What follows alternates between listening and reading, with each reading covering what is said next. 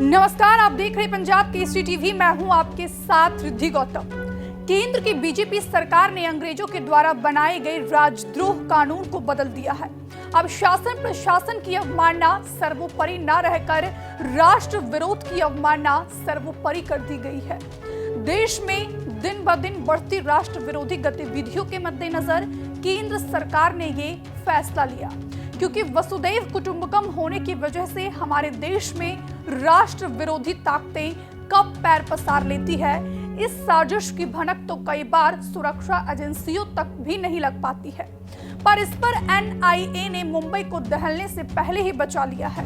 महाराष्ट्र के एक गांव को आजाद मुल्क बनाकर बैठे आईएसआई के 15 आरोपियों को धर दबोचा गया है। दरअसल देश की आर्थिक राजधानी मुंबई से लगभग 50 किलोमीटर दूर ठाणे जिले के भिवंडी तालुका में एक गांव है, बोरीवली पटखा, जो कोंकण क्षेत्र के अंतर्गत आता है। इस गांव में बीते 9 दिसंबर 2023 को पुलिस और एनआईए के 500 जांच अधिकारी ने अचानक छापा मारा। गांव को आईएसआईएस का मॉड्यूल सेंटर बनाकर बैठे आतंकवादियों में अफरा तफरी मच गई। संयुक्त ऑपरेशन में पुलिस और एनआईए के अधिकारियों ने चप्पे चप्पे की तलाशी ली। गांव भर से कई बंदूकें, तलवारें, 51 फिलिस्तीनी हमास के झंडे, जलाने के लिए रखे गए इजराइल के झंडे, 68 लाख रुपए cash, 38 mobile phone, 3 hard disk और 40 से ज्यादा ड्रोन बरामद हुए हैं। इस दौरान एनआईए ने आईएसआईएस के 15 संदिग्धों को भी गिरफ्तार किया गया, जिनमें आईएसआईएस का मोस्ट वांटेड आतंकवादी साकिब नाचन भी शामिल है। एनआईए ने आईएसआईएस के इस सबसे बड़े टेरर नेटवर्क का पर्दाफाश करते हुए बताया कि आईएसआईएस इस टेरर नेटवर्क के जरिए मुंबई पर अब तक के सबसे बड़े हमले की योजना बना रहा था और इस पूरे नेटवर्क को संचालित कर रहा था मास्टरमाइंड साकिब नाचन। साकिब नाचन ये सब पाकिस्तान में बैठे अपने आकाओं के इशारे पर कर रहा था। सोचिए, अगर 40 ड्रोनों से एक साथ मुंबई पर हमला किया जाता तो मुंबई का क्या हश्र होता। सिनेमा जगत में चारों तरफ तबाही का खौफनाक मंजर नजर आता। मुंबई से महज 50 किलोमीटर दूर इस बोरीवली पटखा गांव को इन आतंकवादियों ने मुस्लिम बहुल बना दिया। गांव का नाम बदलकर रखा अल शाम, जिसका मतलब होता है खलीफा का शासन और एक आजाद मुल्क जैसे ग्रेटर सीरिया। फांसीवादी शरिया विचारधारा के प्रति निष्ठा रखने वाले आईएसआईएस के आतंकवादियों ने अपनी मर्जी से इस क्षेत्र को आईएसआई की आजाद राजधानी घोषित कर दिया था। अब सबसे बड़ा सवाल ये उठता है कि देश में आईएसआईएस के इस सबसे बड़े टेरर नेटवर्क को संचालित करने वाला भारत का मोस्ट वांटेड आतंकवादी साकिब नाचन है कौन। आइए ग्राफिक्स के जरिए समझते हैं कि आखिरकार साकिब नाचन कौन है। साकिब नाचन आईएसआईएस का मोस्ट वांटेड आतंकवादी, आईईडी बनाने में एक्सपर्ट, आपराधिक गतिविधियों से पुराना नाता, पूर्व सीमी सदस्य और इंडियन मुजाहिदीन का करीबी सहयोगी,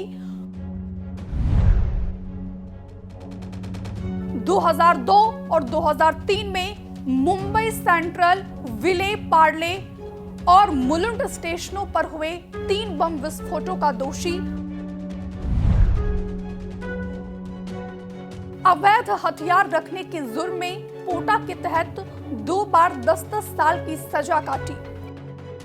साकिब नाचन जैसा आईएसआई का मोस्ट वांटेड आतंकवादी 2 बार 10-10 साल की सजा काटकर बाहर आ गया और फिर से मुंबई को दहलाने की साजिश रचता है। ये हमारे देश की न्यायिक व्यवस्था पर गंभीर प्रश्न चिन्ह है। एनआईए वक्त रहते साकिब नाचन और पाकिस्तान में बैठे उसके आईएसआईएस के आकाओं के खतरनाक मंसूबों पर पानी फेरती है, लेकिन हमारे देश के नेताओं को एनआईए की ये तत्परता और कड़ी मशक्कत नहीं दिखती है। उनको बस कट्टर राजनीति को चरम सीमा पर पहुंचाकर एक विशेष वर्ग के वोट बैंक को साधने से मतलब है। सुनिए मुंबई के मानखुर्द शिवाजी नगर निर्वाचन क्षेत्र का प्रतिनिधित्व करने वाले अबू आसिम आजमी साहब महाराष्ट्र विधानसभा के अंदर किस तरह गिरफ्तार किए गए आईएसआई के 15 संदिग्धों के प्रति अपना दर्द बयां कर रहे हैं। अध्यक्ष महोदय, गृह मंत्री साहब यहाँ बैठे हैं, आदरणीय देवेंद्र फडणवीस साहब बैठे हैं। मैं थोड़ा सा उनका ध्यान इधर चाहता हूँ। अध्यक्ष महोदय, मैं थोड़ा सा फडणवीस साहब का ध्यान इधर चाहता हूँ।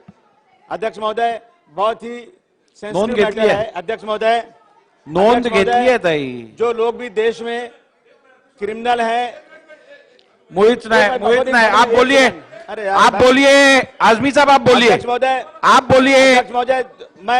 अध्यक्ष महोदय, मैं आपके माध्यम से अशा प्रकारे डिस्टर्ब करणं योग्य नाही, खाली बसा। अध्यक्ष महोदय, मैं आपके माध्यम से 1 मिनट के लिए बसा बोलिए।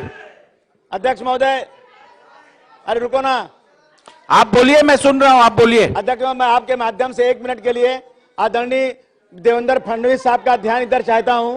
आप थोड़ा अध्यक्ष महोदय, जो लोग भी देश में आतंकवाद में सम्मिलित हैं, जो लोग भी क्रिमिनल हैं, जो लोग भी गलत है, उन पे कार्रवाई सख्त होना चाहिए, इसमें कोई एतराज नहीं। अध्यक्ष महोदय, आशीष शेलार जी, खाली बसून बोलू नका। अध्यक्ष महोदय, अभी 9 तारीख को परसों 9 तारीख को सुबह सुबह थाना जिले में पड़गा में 500 से ज्यादा पुलिस वाले एनआईए के ऑफिसर्स जो हैं देश के कोने कोने से वहां आए और अध्यक्ष महोदय ना कोई सम्मन दिया, ना कोई वारंट दिया और उसके बाद घरों में घुस गए। अध्यक्ष महोदय, घरों का सामान तहस नहस कर दिया।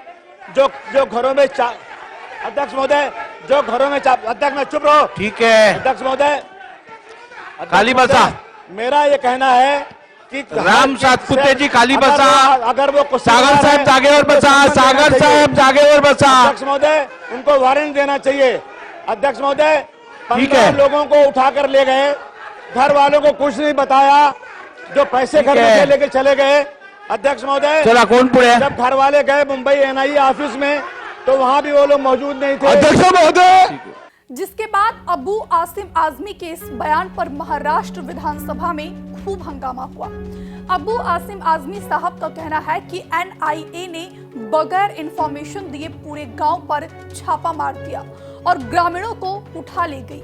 सपा के दिग्गज अखिलेश यादव के करीबी अबू आसिम आजमी साहब से ये पूछा जाना चाहिए कि जहां आईएसआईएस का मोस्ट वांटेड आतंकवादी साकिब नाचन देश और मुंबई को दहलाने की साजिश रच रहा हो, वहां क्या खत लिखकर जाया जा सकता है? इंफॉर्मेशन देने के बाद एनआईए के हाथ कुछ लगेगा नहीं। बगैर बताए एनआईए गई है, तभी साकिब नाचन जैसे मोस्ट वांटेड आतंकवादी को पकड़ पाई है। साकिब नाचन अभी भी एनआईए की गिरफ्त में है, पर क्या वो फिर छूट जाएगा? ये हमारे देश के न्यायिक तंत्र पर सबसे बड़ा सवाल है, क्योंकि वो 2 बार छोड़ा जा चुका है। फिलहाल के लिए इतना ही। देखते रहिए पंजाब केसरी टीवी। नमस्कार। हमसे जुड़े रहने के लिए हमारे YouTube चैनल को सब्सक्राइब करें और नई वीडियो की नोटिफिकेशन के लिए बेल आइकॉन को दबाएं।